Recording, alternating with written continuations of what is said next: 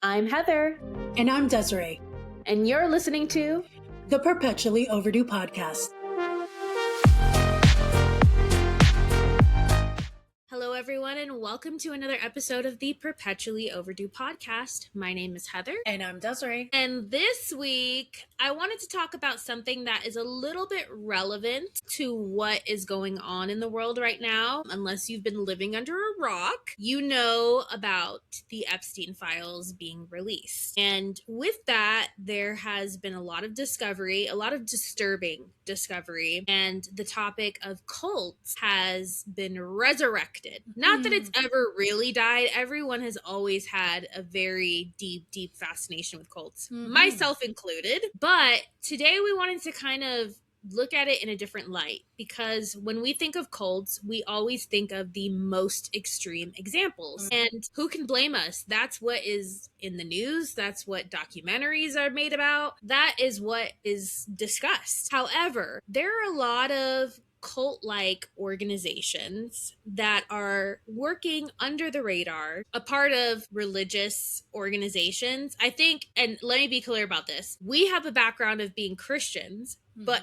I will just say this for myself, Desiree can disagree or agree, I believe that any organized religion, because of its nature of being an organized thing, has the potential to become a cult if in the wrong hands. I think that there are many genuine people that practice religion, but I think when it comes to the organization of religion, it can get very askewed and very dangerous. I agree, but it took a long time to accept that, because obviously coming from Christianity, then it would have required me to admit that I was a part of a cult, and I didn't want to admit that for a long time. Even years after leaving Christianity, it was a hard pill to swallow, because like you said, when we think of cults, we always go to the extreme. So in my head, for those first few years while I was healing through my own religious trauma, it was really a matter of like accepting that we were. Yes. So it now more than ever, after years of really delving into it and understanding it, absolutely, I personally also believe that any organized religion has the potential of becoming a cult. It's funny because Desiree and I were part of two churches together. The second one that we went to really didn't identify as a church, but it was still a religious organization. And I heard early days, how the community surrounding this organization thought it was a cult. And we kind of wore that in a weird way as like a badge of honor of like, we know better. We know that that's not the case. We know that they're just making assumptions because they're not here experiencing it for themselves. Oh boy. Hindsight is 2020. Yeah, I think that we were just a little bit naive because, again, when we thought of cults, we thought of the extreme examples. Yes. I mean, a prime example of that, because we keep saying it, and as the audience, you might be like, well, what do you mean? We were never forced to be there. A lot of what happened was voluntary.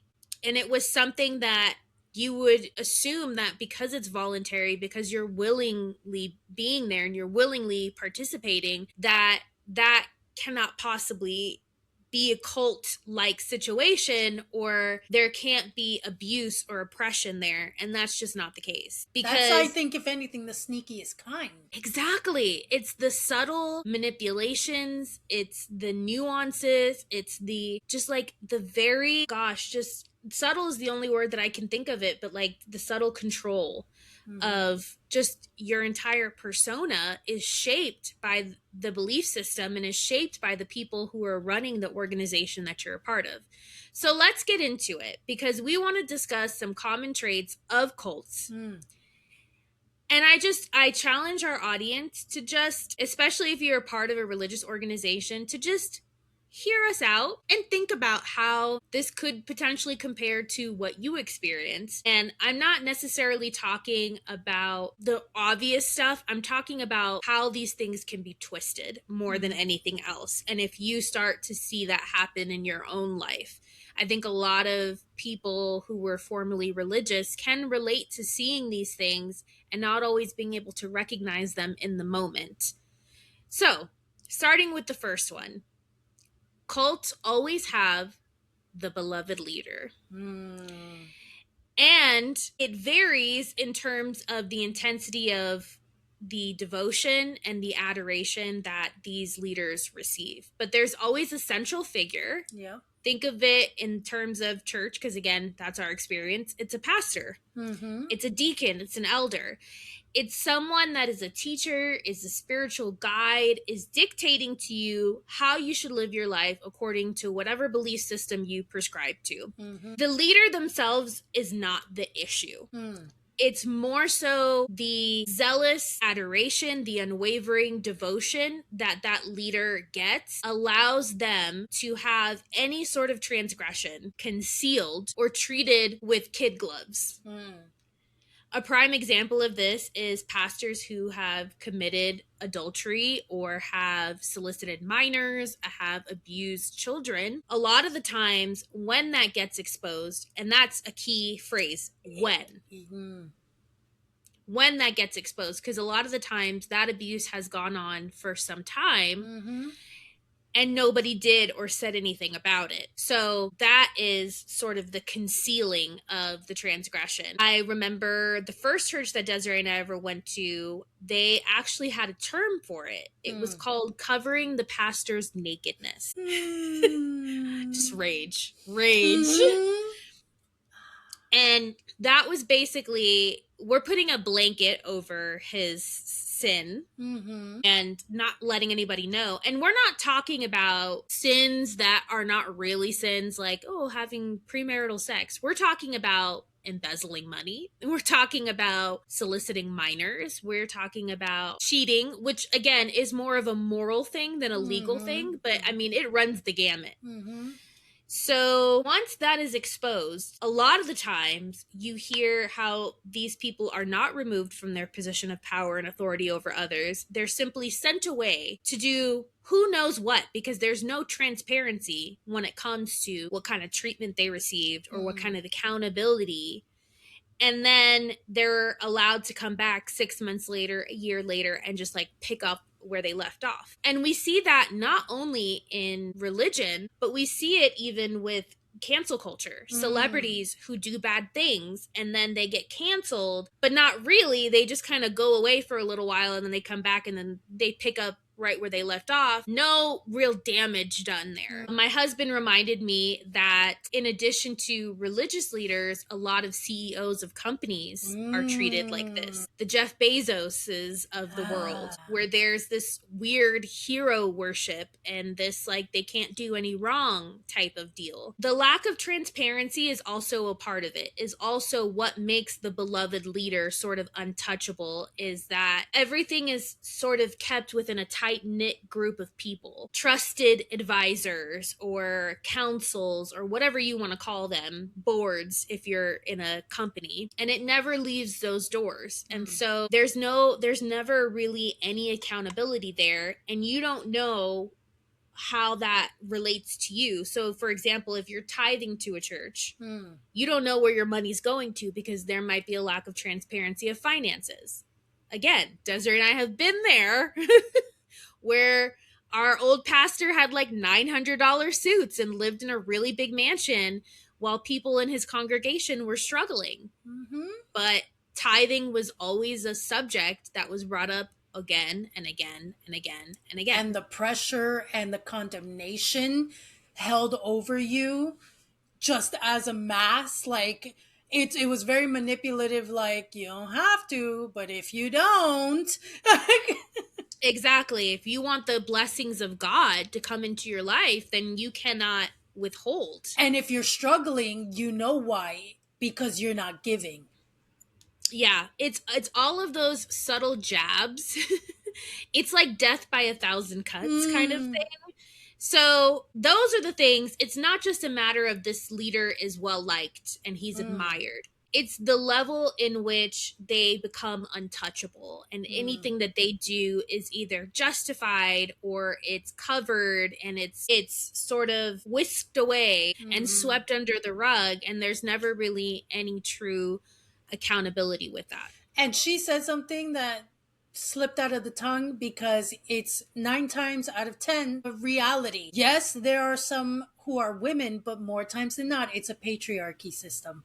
And it is a male leader who dominates and is beloved, the beloved hierarchy of it all. And also, in addition to everything that this beloved leader represents, they tend to also be the only true giver of said knowledge. Like they are the highest form place to go to for the purest set knowledge necessary for the masses. So while there may be other leaders, there may be others, like she said, advisors, disciples, depending on what system it's under, there's usually that beloved leader is like the end all be all of the rules, the creation of doctrine, everything. Like they're the main source over. And then in a religious standpoint, in reality, they're practically over God themselves. No, it's true. I would say the second organization that we were part of had a university, and many people went through this university even though it wasn't accredited, because it wasn't really about the accreditation for them. It was about being a part of this organization.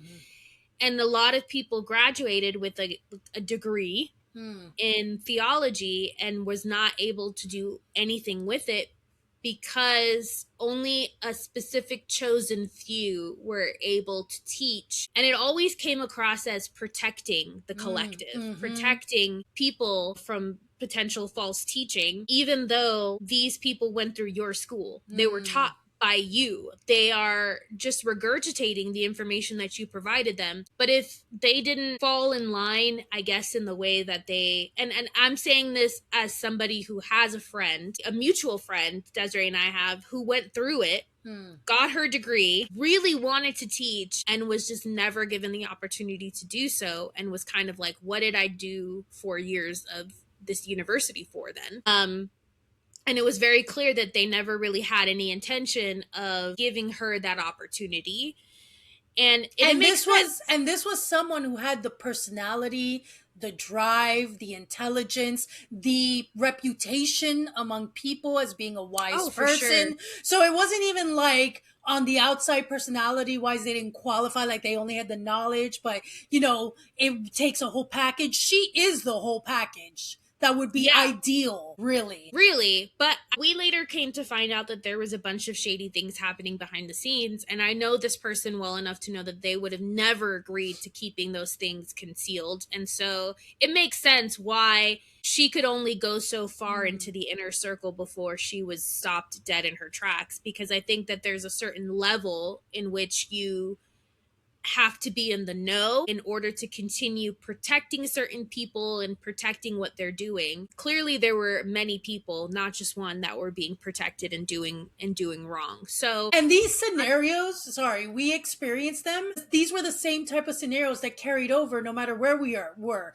because the first church organization was a different culture, was a different city, state entirely on the East Coast. Then we went to the Midwest with white people, not cultured, not people of color. So it was polar opposites. And yet it was still the same bullshit and the same tethering and manipulation tactics, just painted slightly different on the outside, but the insides were the same. Yeah. I mean, the first church that we went to, it was a little more obvious, the manipulation. And I think that's also part of it, a cultural thing. Like us Hispanics, we're very blunt. And so, and charismatic. So we're over the top sometimes when we're being those personas. Exactly. So I think it was a little more obvious to us than when we went to the Midwest. We thought like, oh, thank goodness. We've been freed from that. Ironically. No.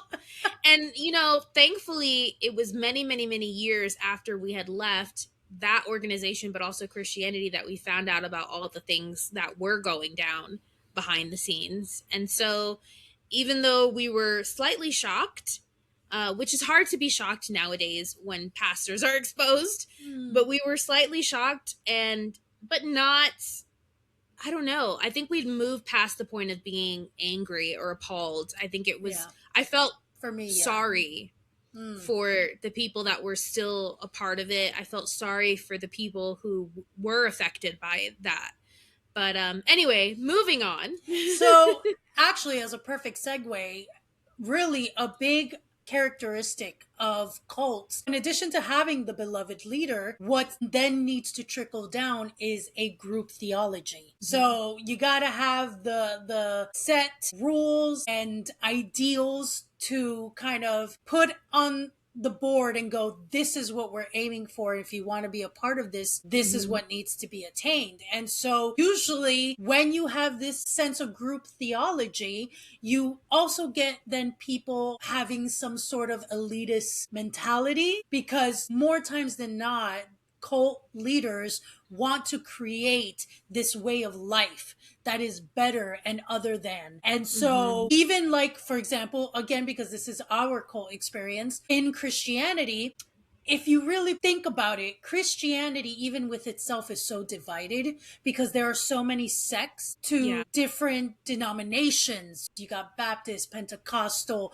you've got all these other versions. Even Mormonism is almost like a fractured cutoff of Christianity. And for many people who don't know, technically, Catholicism is under the grand umbrella of Christianity. Even within religion, they're all divided against each other, thinking one has it the correct way over the other. And so it's easy then to present this foundation of a group theology that makes everyone feel other than, almost makes you feel like you have a savior complex now that needs to then present this because everyone should want this. Everyone. And again, that's where I think the manipulation comes in to almost make it voluntary, because you present this ideal and really charismatically tell people that this is what they want. And so at the end, they volunteered for this. You didn't force them into this, is the story and mentality, because that's what you presented. And for us, after the first experience, later on with the second experience,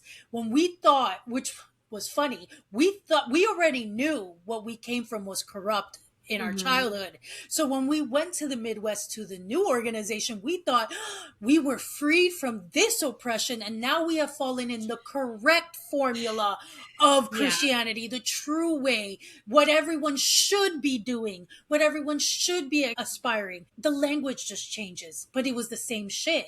With our first experience, it was about being evangelists, and that was really hard pressed. The guilt, if you weren't one willing to go out there in people's faces, bluntly, arrogantly demand that they accept Jesus or they go to hell. Then fast forward to the new formula, it was a different language. It was called Forerunners. And suddenly, but it had a more gentle effect. So it felt like the better way. It felt like this was the right way to bring awareness to Jesus and Christianity and etc. And it really wasn't even about, it was completely different in the sense that it wasn't about evangelizing. Like we never felt pressured, or at least I never felt pressured to go out and to bring people into this organization. This organization was a well-oiled machine. So there was one, I'm sorry, I did have one experience where they took us to a low-income neighborhood and had us going into people's houses. Oh, that's, ooh, that's awkward. I'm glad that they didn't do that. That was by the during time my that I got there. That was during my internship. Thank goodness. I always hated evangelism. I hated talking to strangers. I don't like sales pitches, and really that's what you're doing. It's a sales pitch, but and you religion. need to be good at it. You need to be, not everyone has the personality to do sales, but it was all of a sudden, it's something that if you were Christian, everyone was supposed to have this gift, because how could you not want to save people's souls? Yeah, unfortunately with this, it was more so being a forerunner meant that you were paving the way for Jesus' second coming. So it's like that mentality, that group theology mentality, the reason why it breeds like an elitist or superiority complex or mentality isn't because they sit up there and they say, we're better than everyone. That never happened. Nope. They never condemned any other practice of Christianity. They never said that they were better than other people, but they always made sure to point out how special what they were doing was. how at the forefront it is of what God is wanting to do in the earth. I remember those exact words being said. And so therefore by association, you feel special. You feel like, oh my God, I have this higher purpose. I'm not just a basic bitch Christian. Like I have a higher purpose being a part of this and bringing about this grand second coming of Jesus by establishing these beliefs. And they were all biblically backed up in terms of like what they were doing and what they sought to establish on the earth. It was all biblically sound, but it's this sense of what we're doing is special. What we're doing is better without saying that it's better. It was genius because exactly as you say, they never said the obvious thing. Never. Because so we in ourselves felt humble because they presented this what now is false humility, but we thought was this humble approach to love and people and eternity and the grand scheme of things. It was just so brilliant how it was never outright that we were better, that the others didn't have it the right way. And then it was a matter of even reaching out to other forms and denominations to just volunteer our service and love. But in reality, it was to hopefully push the example. You want to do what we're doing. See how, I don't know, godly, devoted our kids look. Yeah. Look how much they pray and look how much they already know the Bible. You want your people and youth to be like ours, right? But again, never outright. It was really brilliant. Now, like when you break it down. Yeah, and it's again, I think that it's hard to separate that mentality from any religion because every religion thinks that they are the truth and the way. And so naturally it's going to breed this superiority complex of like, because I'm a part of this, I am doing what is right and I'm following the right way. And whether you realize it or not, it comes in arrogance with that. When you step into a room, you don't have to think out loud in your head, I'm better than everyone. It is in everything that you do and how you act. And meanwhile, in your mind, you're just like, I just want to love on people. I just want to bring...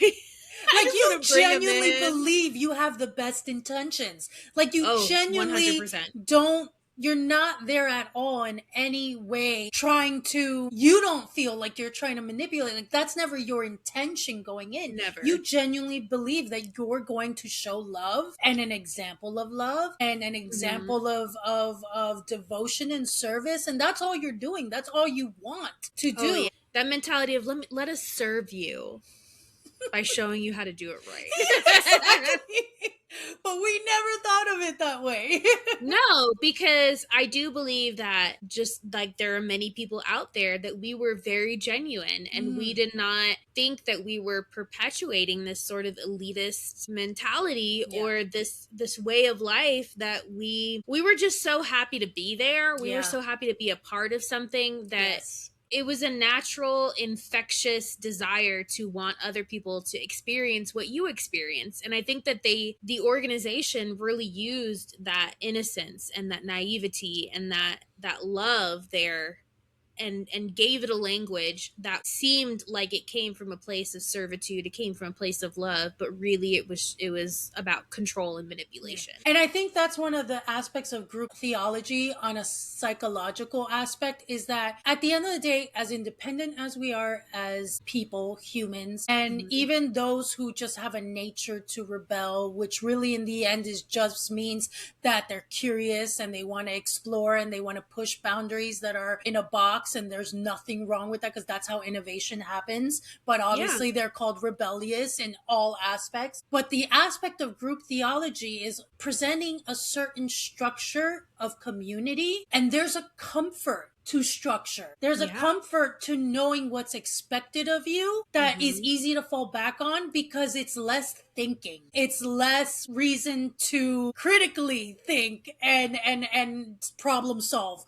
Because you have something to fall back on. There's a cushion and everyone's going to do it with you. Everyone's going to encourage it. And there's a freedom in that. So it's also genius for all cults to Mm-hmm. have this central group theology that people have to follow. And it's easy to see, especially nowadays, we're seeing it's easy to see why. Because again, how many times throughout history have we looked at the extreme cults and went, why did people believe this? Why did they fall for Yeah. this? Why would they have done this or agreed to this or participated this, allowed this? From the outside, we're baffled. And until you're a part of one or you see one blatantly unfolding before you, you can't grasp how easy with the right foundation it is to just trip and you're there.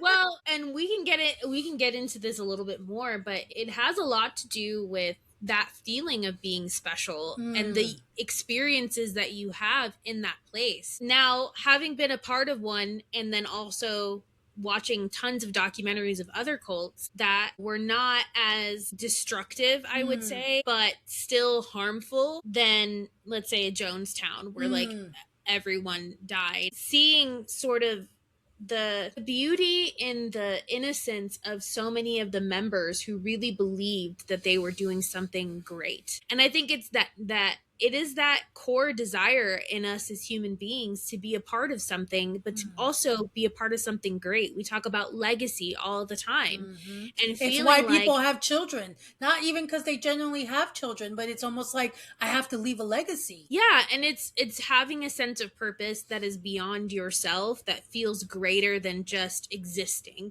And granted, there is such a beauty in just existing, but I think that we're always fed, especially in the Western culture, greatness. You have to Yes. be great, you have to be successful, you have to do something with your life, you have to leave a mark on this world. And so there is this striving constantly, and so it's really easy to then get swept up into a group like that who's going to offer all of that to you. They're going to offer greatness, they're going to offer purpose.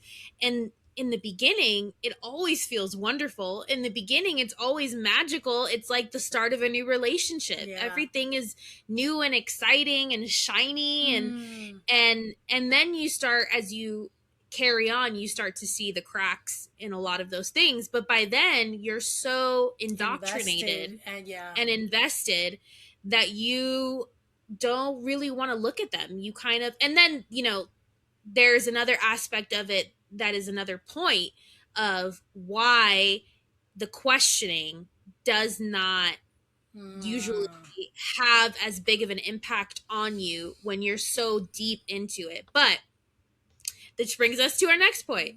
Questioning is out of the question.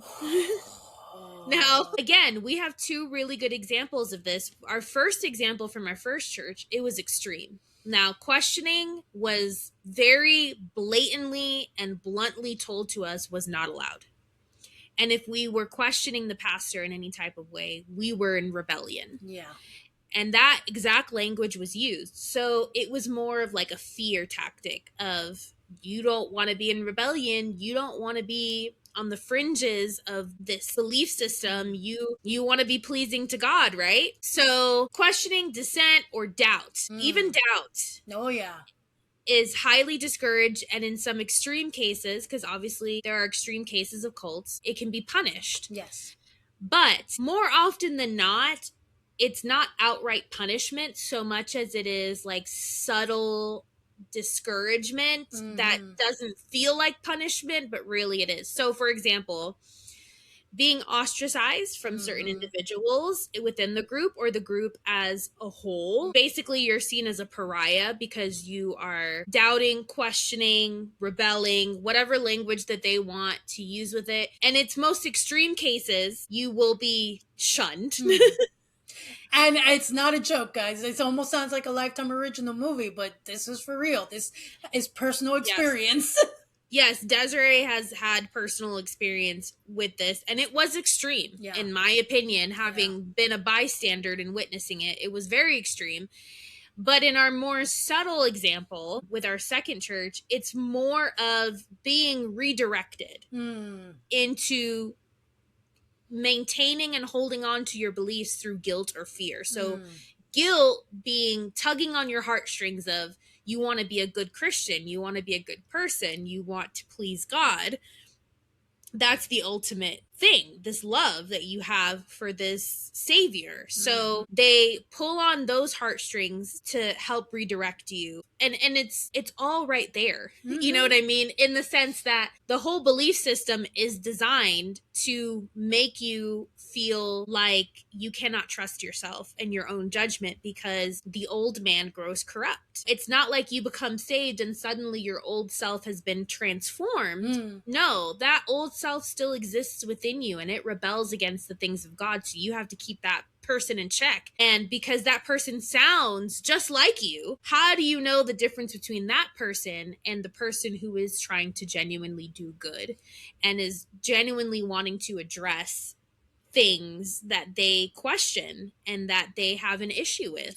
And so to take it on a different note, not religion, let's look at it from a political standpoint. I think a lot of Republicans, it's almost like you don't ever want to question anything under the umbrella of being a Republican, because a big part of becoming a Republican is very much putting into you the pride of being Republican and the ridicule of being anything outside of that. Because more times than not, being a Republican also is very closely connected to very traditional life ideals. And so, because you're trained to believe anything outside of that, Democrat, independent, whatever, liberal minded progression, anything outside of that bubble is looked at as evil and shame and a harm to society, that you are never allowed to then question the umbrella, because by questioning it, you're siding with this thing you've been taught is bad and that is a shameful thing to be a part of. So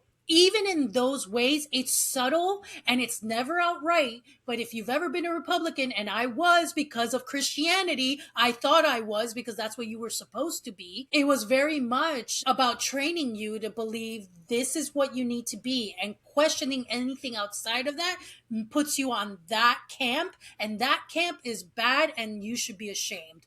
So even in those ways, like, it's not just religion, in every type of cult trope, really. It's the same tactics over and over, just disguised slightly in different languages. Yeah. And then you touched on it a little bit, but then there comes the idea of punishment. Yeah. With religion, we're talking about eternal damnation type of punishment. But even within the example that you gave, it's not being a part of this sort of exclusive club. It's being on the outside with all of the bad people who believe the bad things. And so if you're not in, you're out kind of thing. And that is a form of punishment, is basically not allowing you access any longer. And then, which is a fear-based control. It is a fear-based control. And then the other thing is basically, attacking sounds so extreme because this can be done very, very subtly. But it's basically attacking a person's morality and character. So in the context of religion, it would be, basically insinuating that you don't have the strength to fight sin and that you need to rely on God, which in essence is relying on the church in order to be a good person and to not give in to sin and give in to the devil. So this conviction of their purity, like whether or not they're a good person, whether or not which is kind of contradictory, because the whole concept of Christianity, at least when it comes to religion, I don't know other religions as well, so I can't speak on them, but the whole concept of it is basically telling you what an awful, terrible, evil thing you are. So that you came out of the womb like that evil dripping muck. Exactly. So the concept of even considering yourselves to ever be pure or good enough is wild. Like it's non-existent. And to give an example of even like the whole one's character and morality being attacked, part of a much larger story, but in a small way. And for example, me and my family, it wasn't just me, myself, it was strategically on complete different spectrums of the huge church system, were subtly attacked, then to the point of being shunned. For example, when my thing happened specifically, I started at that church with a family group that were practically our family. We knew them and grew up with them over 10 years before we ever discovered the Christian church. So these are people we have very intimate history with. Right. And, to the point that they were my pseudo family. They were my cousins, my aunts, and whatever.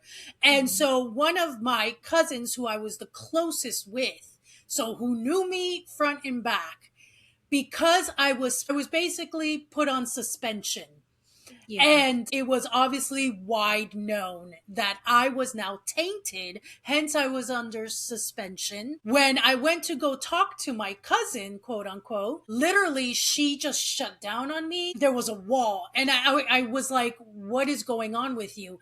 And she outright told me the pastora, which was the pastor's wife, who also acted like a god, prophet, blah, blah, blah, under him, of Mhm. course, because, God forbid, you go out of tradition. She was like, the pastora says, like, you're not safe to be around. So my cousin, who I grew up with, who knew me years Yeah. before we ever entered this system, was told by now the beloved leaders that I was tainted with no proof, no anything. That's all it took.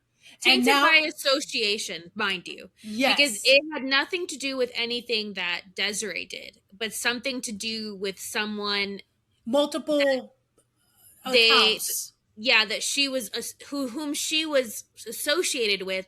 But mind you, those were also lies as far as like what that person did. But the fact that it wasn't just that person, but it was Desiree as well because of her association with that person. Nothing that she herself did. Nothing. But once the beloved leader said I was not safe to be around, the people I grew up with suddenly decided that their word was, it. Law. Yeah, was law. And literally, that was probably the beginning of the end of what ended up being a very long, intimate family history, because that they took priority over our Yeah. relationship. Again, without proof, without understanding.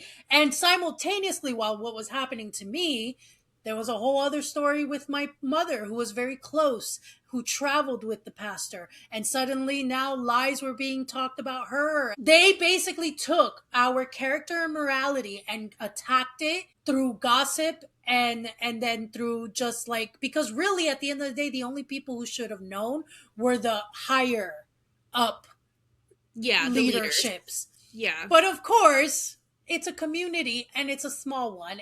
And so word spread around. So, and all this because I had a history of questioning or not folding and saying no when things were being demanded of me and groups I led, like drama and other things. Yeah. And so apparently it was in the making. Yeah. Desiree was a black sheep among very few in that church that were willing to sort of stand up for what they believed in and say no when they felt like something was not appropriate.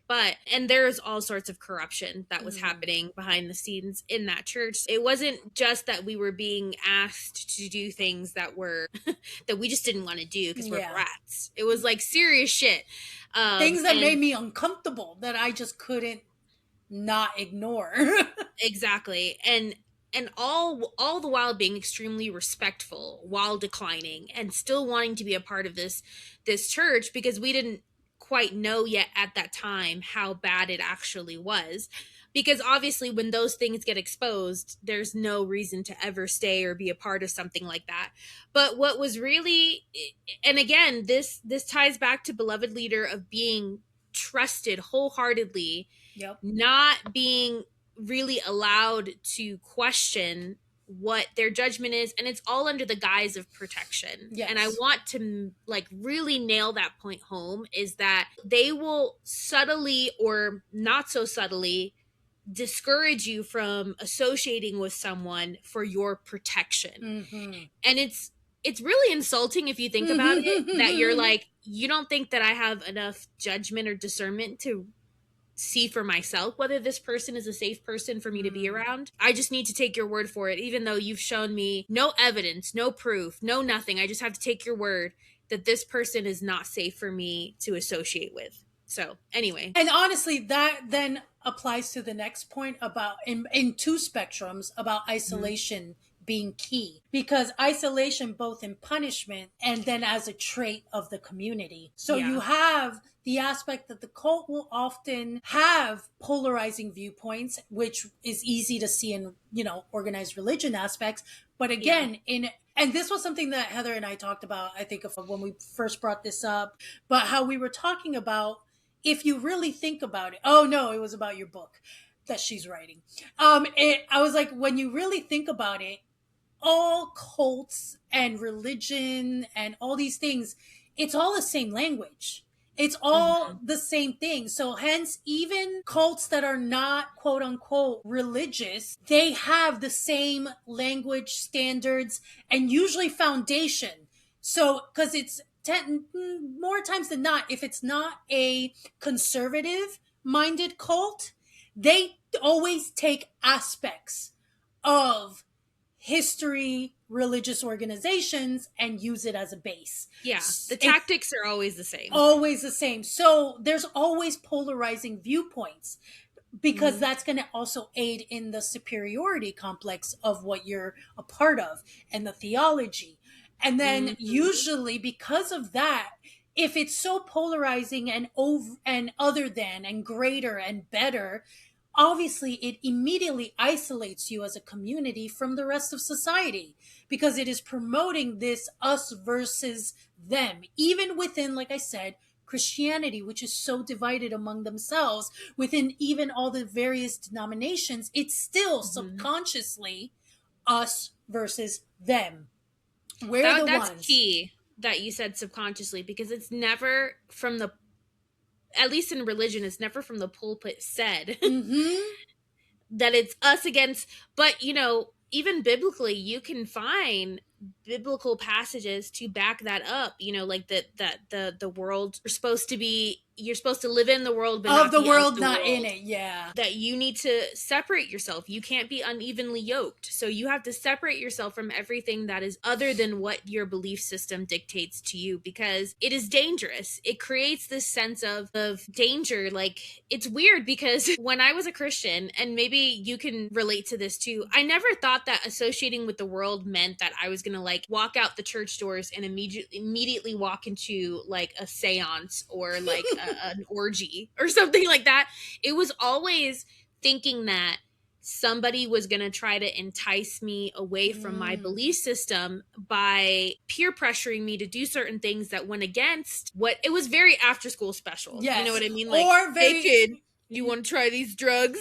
or very abstract in the sense that it was a spiritual thing.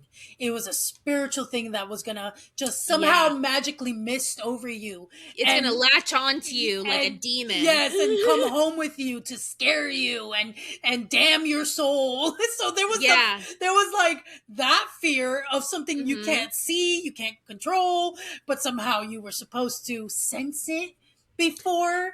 And it's very interesting, because you're like, okay, so I'm supposed to believe that I worship a God who is the most powerful being in the universe, and yet I'm supposed to be afraid of every other human being because they might throw some bad juju on me that is going to then condemn me for all of my life, even though I didn't willingly accept it. Or, you know what I mean? Like, I'm like, but I'm supposed to believe that like we have such power, because that's something that you hear all the time within Christianity, is this concept of power, spiritual power. And I'm like, if I have all this power and I believe in this God who has all this power, then why am I so fucking afraid of everything and everyone around me? But it's necessary in order, that fear is necessary in order to keep you isolated, because when you step into the world, so to speak, you get a lot of different perspectives. You learn about a lot of different cultures and a lot of other religions, and you hear a lot of critical thinking in terms of, arguments that you might hear about your belief system that in a moment can just topple everything that you've just built your life upon. It's a sense of safety. Honestly, there's never, at least not in the more subtle ways, nobody ever says you can't be friends with that person. No. Or you can't do this, or you can. It's more of a suggestion. It's always all of this is always highly encouraged and suggested. And you yourself, because of this fear that has now been programmed inside of you, you will do it. You will Yep. isolate yourself from everybody else because you think that everybody's out to get you because that's what you've been told. Do you know what I did in 10th grade? 10th grade in high school. I had started the church. I was so enthusiastic and zealous after the first, like, maybe months or the first year of being there, that, like, that's exactly what it was. It was never told to you outright, but the heavy encouragement, and it's Mm-hmm. never the negative aspects of the encouragement they focus on. They obviously focus on the gifts and the rewards you want. Look at this shiny thing. You want the shiny thing, but in order to get the shiny thing, these are things that you may be tested in, or that may Mm-hmm. opportunities may present itself for you to let go of, and you don't have Sacrifice. to. Yes, you don't have to do it, but the rewards, if you do, are so unique and pretty. I love this. And so what Because did this is what it looks like. this It's is an exact- it's an abstract concept, the and so rewards. what did young naive little Desiree do? She went to school. She went to the cafeteria that morning where she always met with her friends. It was a group of friends. And Oh I God. sat there. Oh God, I cringe now. I literally feel like the slight gag in my reflexes right now. She went up to, oh God, she went up and stood as they all sat there in the cafeteria tables. And I gave this grand speech of, I appreciate you all, and I'm so grateful. But I've come to learn something. I don't know what I said, but I'm just like paraphrasing. But basically, it was like, I've come to realize, like, I have this purpose, and I've discovered something that is so much more than me and you and all of us. And as much as I love you guys, I fear, I'm sorry, but I'm gonna have to walk away. And I You broke literally up. ended. I You broke up broke up with with your my friend group. friends, and spoke in a language that totally went over their little 15-year-old heads, because I was in this, like, religious mumbo jumbo elitist mentality, and I, Yeah. like, tried to be so gentle and sweet about it, but And it was so offensive it because you was were so essentially saying offensive.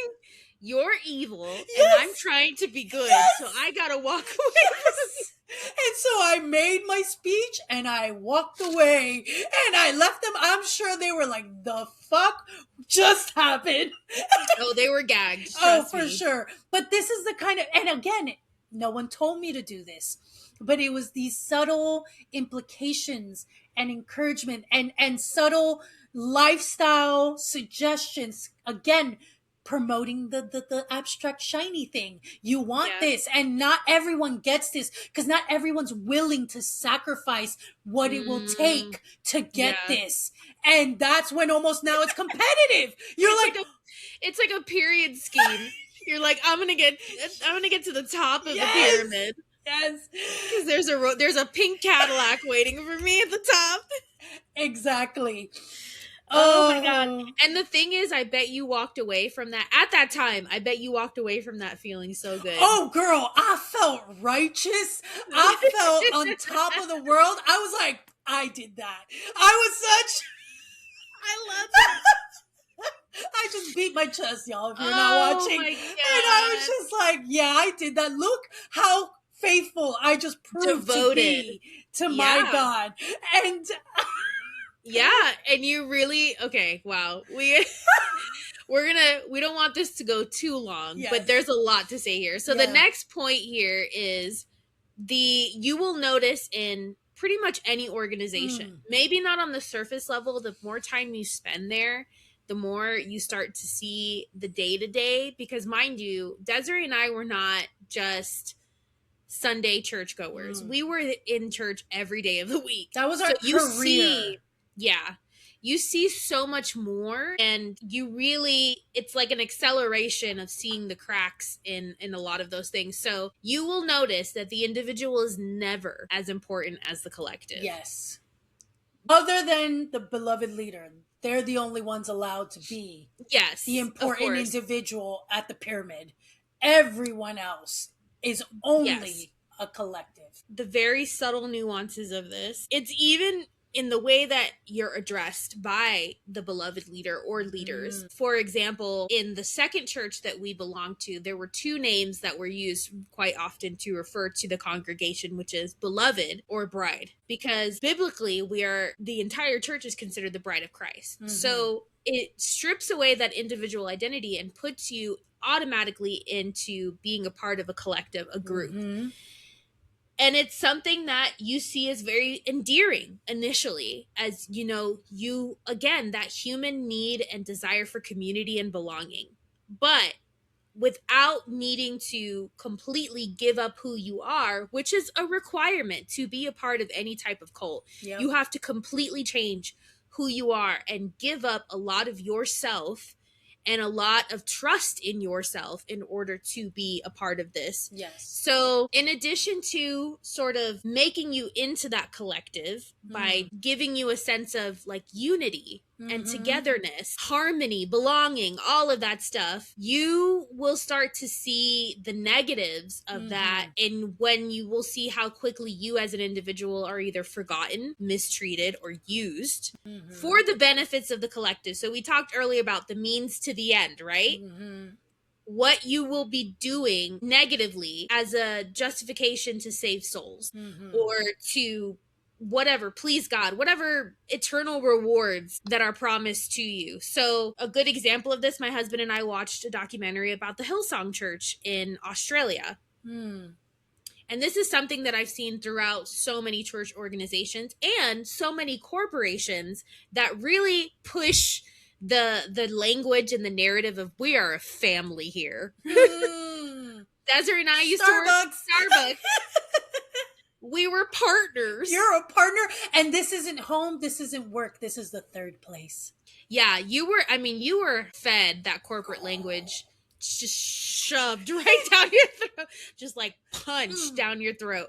So you can look at it from either perspective. If it doesn't even have to be strictly religion, you can look at it in a corporate sense of this desire to see us as a family. Why? Because we let family get away with so much more shit than anybody else in our lives. And you're supposed to understand their faults because they're family. Exactly. So this sense of being used, when you think about it, at least a corporation pays you for your time, even though they run you right into the ground and burn you out. But with a church organization, your labor is free, baby.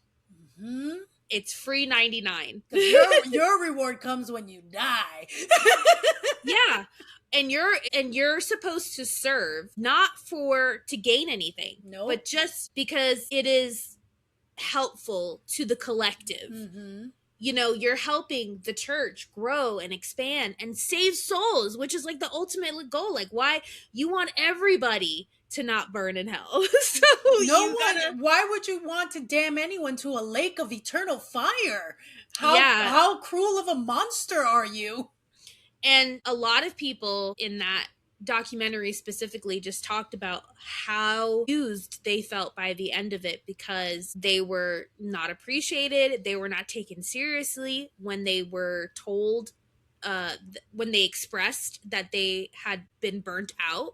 The concept of burnout wasn't even a thing. No. You had to give, and then give some more. Well, and in all of them, because both church mega or corporations we were a part of, it was the same tactic. Like I said earlier, it was our career as teenagers into adulthood. This wasn't just Sunday churchgoers. This was our life. This was our lifestyle. This was our livelihoods, in the sense of not financially, but we basically lived in that building, and there is no encouragement of healthy boundaries and time. You should want to sacrifice and be there all the time. Go to 5 a.m. prayer, then come back and do this, and then teach the nightly class, and then stay for intercession after. Don't forget the dance rehearsal, because you guys have to perform on Sunday at 3 services. Like, this was or any time we were not eating, sleeping, in school, or working a normal corporate job. Every other time outside of that was to live for this organization. And Desiree talked about how our church was our career, but we weren't getting paid for it. No. We were considered intercessory missionaries, and we were told to fundraise, Mm-hmm. to get sponsors, to get people, to basically manipulate people out of their Yeah. money. Because what the fuck were we even doing to deserve that money? We were all collectively helping each other create really attractive newsletters that we had to print out and mail physically to as many people as we can possibly think of who we can convince to give us money for Yeah. to live our lives. To live our lives, and in exchange, we will pray for you. Yes, that was all we had Which to is something offer. that we should have been doing regardless. If that But the arrogance to think that Yeah. like that should have been such an appealing offer, that why wouldn't you want to pay me monthly an income out of your pocket from another state? Yeah. And it was always like just the cost of a Starbucks coffee. That's all. But you're supposed to get like X amount of sponsors so that collectively it's enough for you to live off of, even though, and you can justify it because you're like, it's only $5 a month that they're giving me. That's just the cost of a cup of coffee. And people drink coffee daily. So it's the mental gymnastics that you will do to justify certain things. But this kind of ties back to the isolation of anyone on the outside is a threat. Yes. Because you will also have, again, the not the individual is important, it is the collective, and it's about protecting the collective. So in order to do that, sometimes that means shunning, ostracizing people out of the collective in order to protect the collective, if that makes sense. Well, here's an example.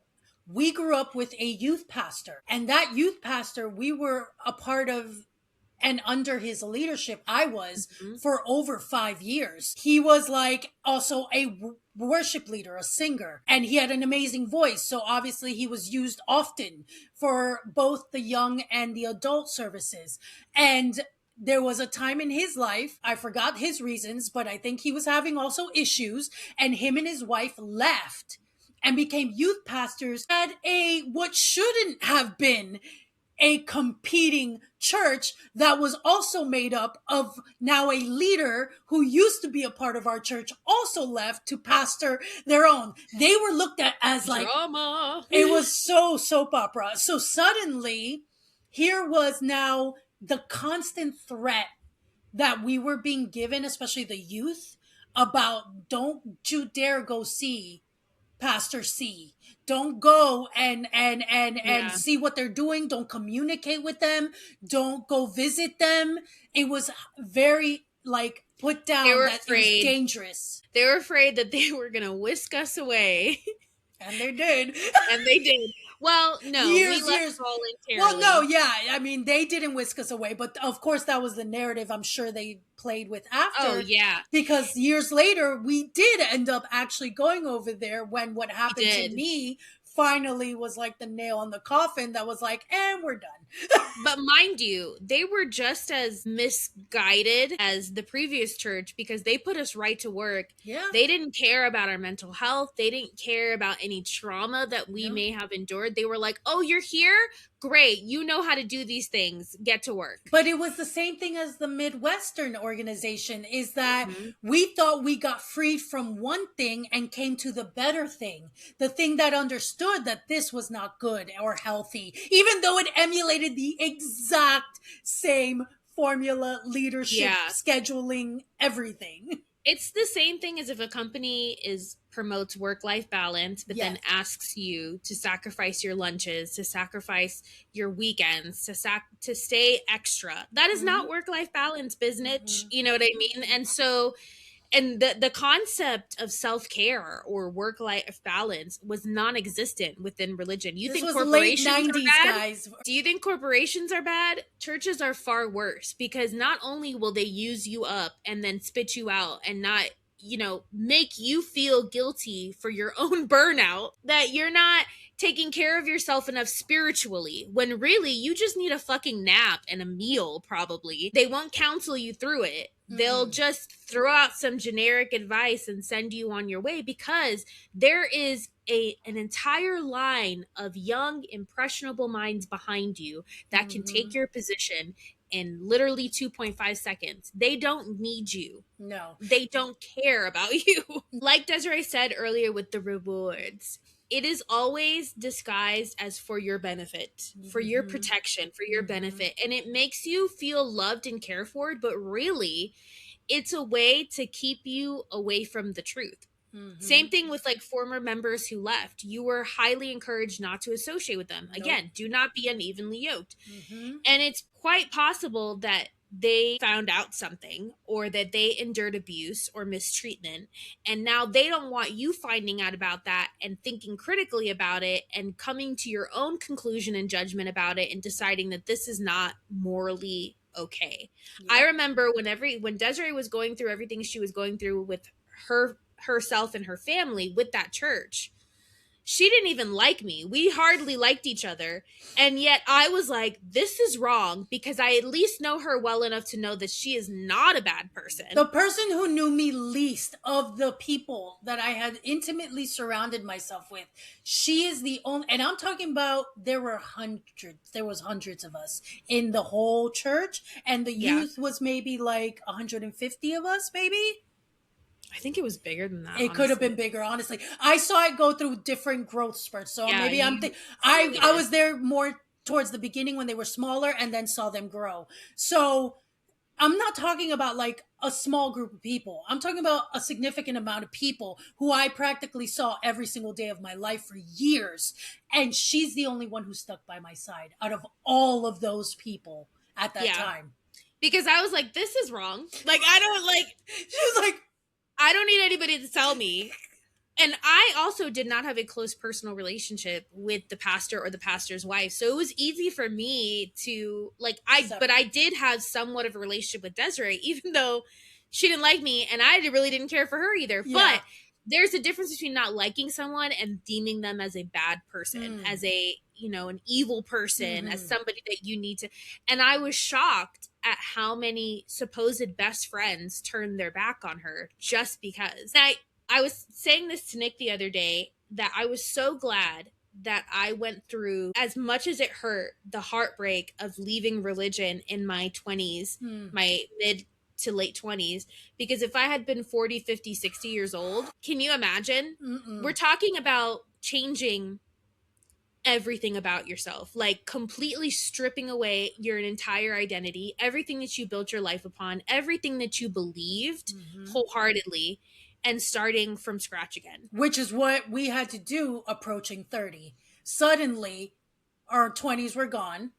Yeah. And everything we based the foundation of our life, ideals, values on, all crumbled beneath our feet. And we were like, what the hell do I do now?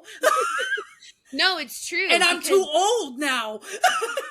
Well, can you imagine being 40, 50, 60 years old? I don't know. The fact that I'm 42 now, and I am still deconstructing so much of what happened to me in those years, I don't know how I would survive if it didn't happen until that late in life, until now. Like, let's say until now. I think that's why people put blinders on, not just to religion, but even like their political affiliations. Because it's like, you still have people to this day that support Trump, and you're like, how in the world can you still ride or die for this person, even though you yourself know that he is a garbage person? Vile. And it's because they cannot imagine not belonging to this group. They cannot imagine admitting in their big age that they were wrong, or that it has changed and not for the better. It's just, it's a pride thing, but it's also like everything would crumble below them. Everything they knew, because admitting that would then be an admission of everything that they have based their life on is possibly also wrong. And that is terrifying, because I mean, hello, I fought against the innate light bulb that suddenly said at 27, none of this is real. And I fought it. Why? And I mourned it. Why?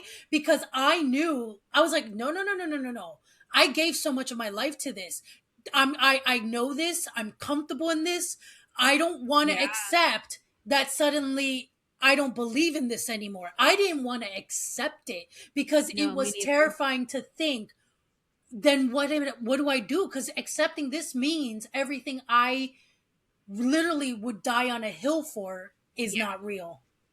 No, it's true. And oh gosh, it's really hard, and I think I empathize in a way that I didn't Yeah, before, I do. That light bulb just realizing that. happened. Yeah.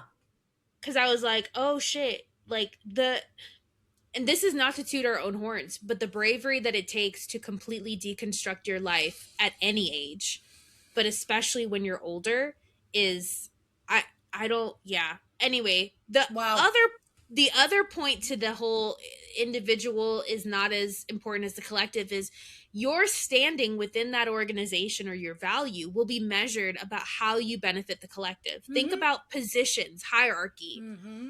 So based on what you can do for the church, what you can do for the collective, if you have a talent, Mm-hmm. if you're charismatic, if Mm-hmm. you are like whatever You you can can provide. offer, You have a mind for numbers. Anything.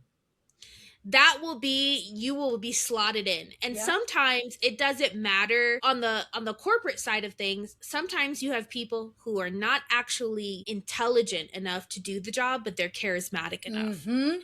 And so they get promoted over the quieter person Yes. who has been trudging away, doing all of the work, but not shamefully accepting all of the credit the way that this other person does, who knows how to schmooze, knows how to kiss Mm-hmm. ass. Mm-hmm. Within the church, it's more of like you will move up the ladder based on your talent, Mm-hmm. essentially.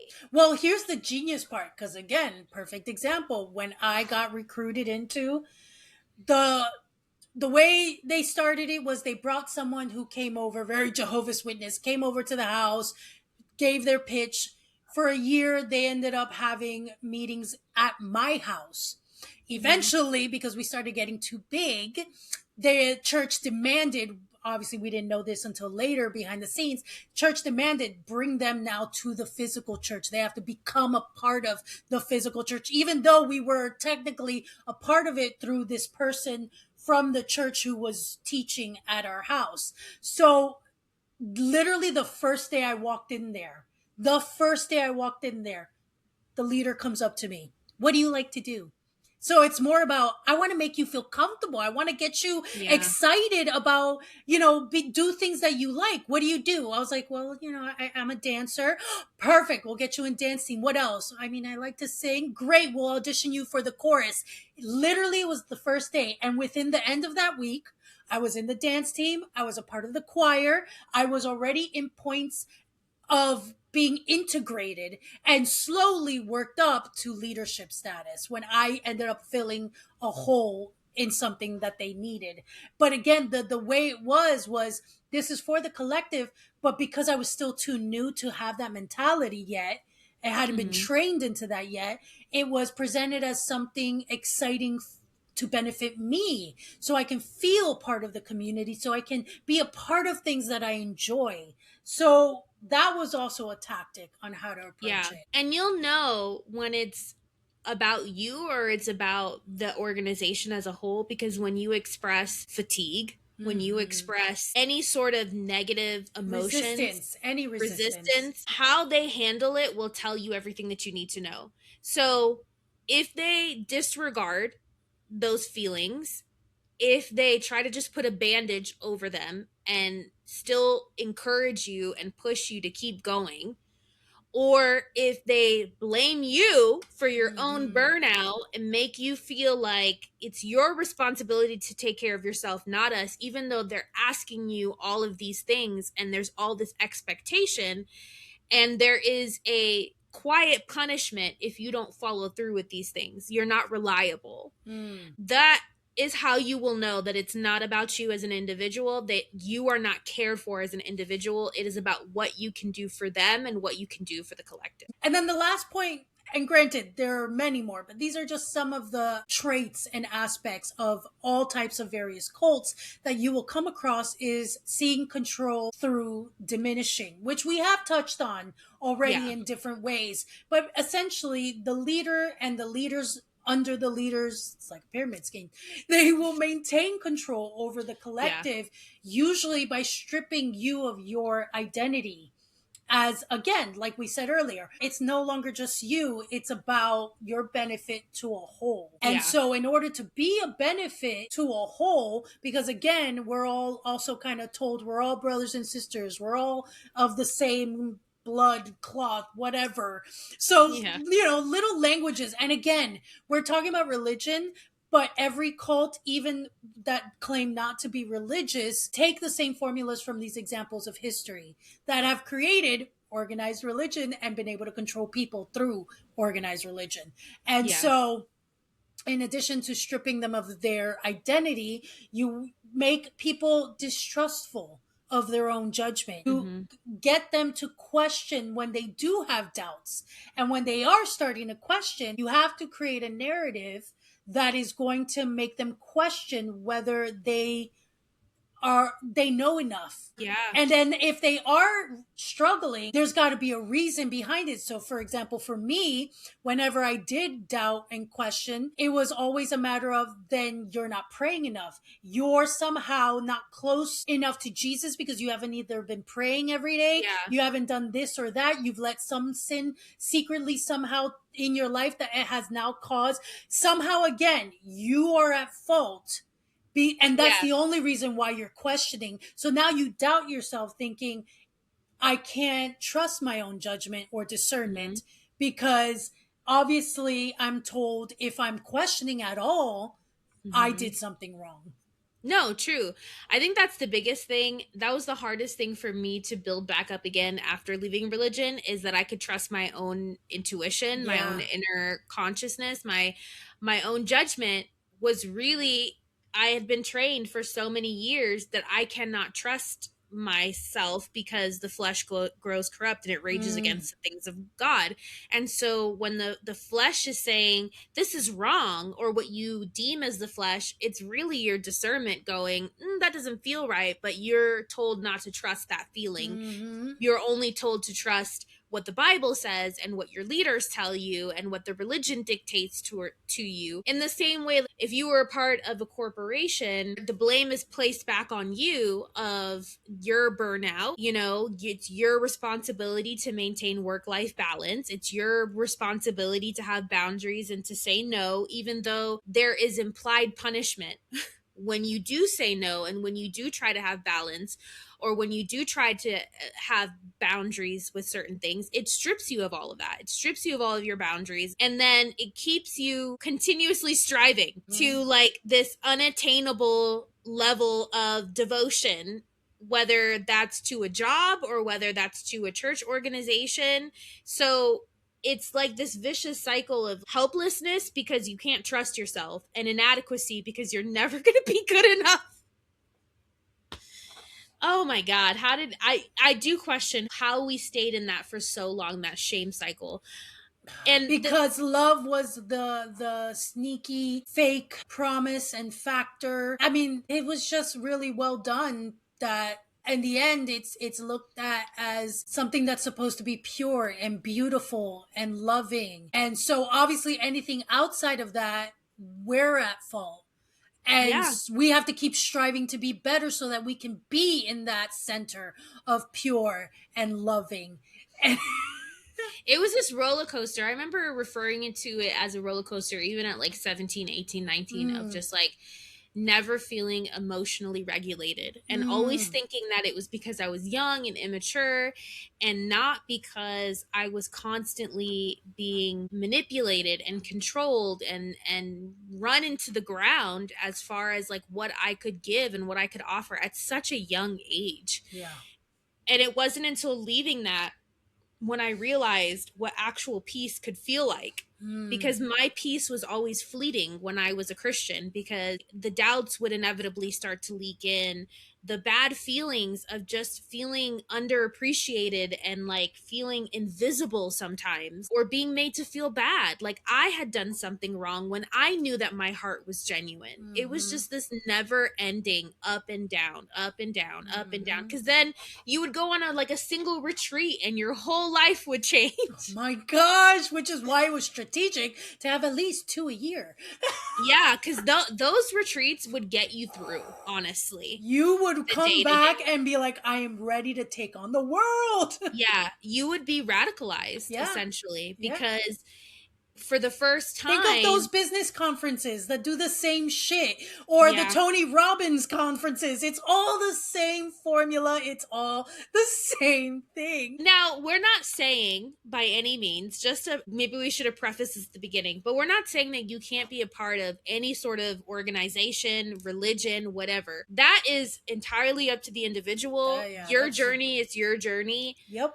But I will say that there's always the potential for Mm, anything to be corrupted and to go badly and to be damaging. And the most important thing is that you take care of yourself and that you minimize the damage that this world can inflict upon you because it's a lot. There's a lot in this world that can cause trauma, that can cause damage to you. You don't need to be adding on to that by being a part of any sort of organization, whether that be a job, whether that be a religion, whether that be a self help group that is going to make you feel bad about yourself, that is going to tear you down and then build you up and then tear you down and then build you up so that you stay under their thumb and make you feel crazy or like you have no control over your life, you can't trust yourself, and you have no peace. yeah. Everybody is deserving of peace. Everybody is Yes. deserving of love. Yes. Everybody is deserving of having control over their life and over their story. Yes.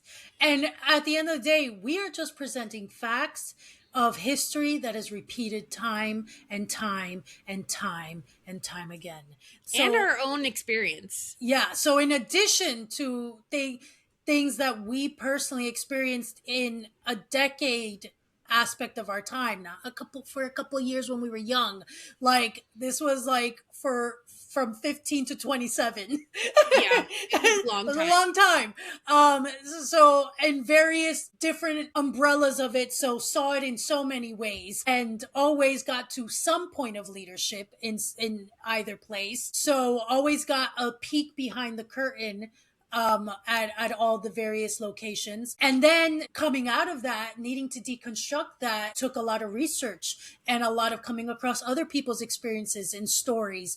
And then again, not just on the religious front, but like Heather said, Heather has watched many documentaries of cults in general. And the Yeah. thing is, there are more cult organizations that we have subscribed to at one point or another, or could easily subscribe to, that we don't think are cults, but they are. Yeah. And somehow we think it's okay for certain religions to do it and then not for others. We judge, the Wacos, but we don't judge the Baptist church that is down the road from you that are doing a lot of shady things behind the scenes and really causing harm to people. All that to say, this is a very interesting topic that we could definitely delve endlessly into because we Which have is why so we much. probably went a little long on this one. Yeah, we have so much personal experience with, but we want to hear from you guys. Yes. Have any of the characteristics that we have discussed surprised you, even if in its more subtleties? Because again, we always think of things in extremes. Yeah. Do any of you out there that are listening or watching have any personal experience with any of the things that we've talked about? And again, it doesn't have to be strictly religion. It could be at your job. It could be a group that you joined that was supposed to help you in some way. It could be anything, really. And what are your thoughts on the things that we've said? I know that some people might feel a little butthurt about some of the things that we said in regards to religion, specifically Christianity, because again, that was our experience. If it was another religion that was our experience, we would have spoken on that. Yes. So we definitely want to hear your thoughts. Please be respectful in the Yes. comments. We can agree to disagree. Yes. Sorry. But let's do it respectfully. Let's not attack each other, because at the end of the day, our goal isn't to have a hive mind mentality of like everybody must agree with us. The goal is to just express our commentary and our opinion about someone or something, and then to hear from you guys about what you think about it as well. So friends, be sure to comment, subscribe, like. Again, respectfully, we can agree to disagree. So let's respectfully leave those comments either on YouTube or on Instagram or any of the podcast platforms that have comments available. We'd love to hear from you. We'd like to chat. And while you're there, follow, subscribe, whatever the formula is, wherever you stumble upon us. And if you could also do us a favor, leave us a review, whether at the podcast episode or the podcast show as a whole, wherever it is you listen to podcasts. That would be super helpful. It really helps with the algorithm so that others who also would enjoy this content can find us. So friends, thank you so much. We appreciate you for, if you were here and you listened to the full episode or watched it over on YouTube, thank you for really just sitting with us while we kind of just talked about all the deep and intense things. Yeah. And we'll be back next week. So see you guys soon. Bye. Bye.